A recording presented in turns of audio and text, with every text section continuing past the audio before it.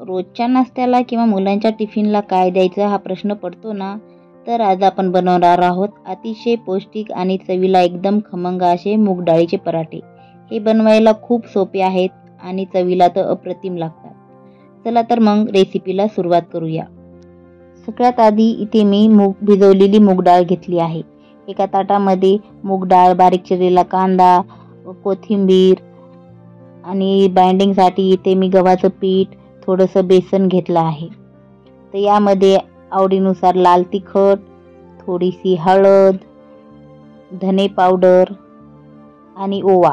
ओवा हा हातावर चांगला चोळून घ्यायचा, म्हणजे पराठ्याला मस्त चव येते. आणि चवीनुसार मीठ टाकून हे जिन्नस सगळं मिक्स करायचं.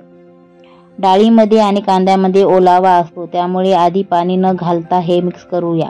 नंतर गरजेनुसार थोडे थोडे पाणी घालून आपण याचा मध्यम घट्ट कणिक मळून घेऊया.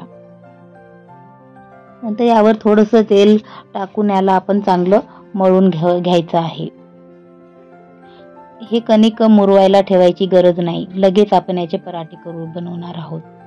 तर पिठाचा एक छोटा गोळा पिठात घोळून याचा पराठा लाटून घेऊया. तुम्ही पाहू शकता कांदा आणि कोथिंबीरमुळे पराठा किती छान दिसतो.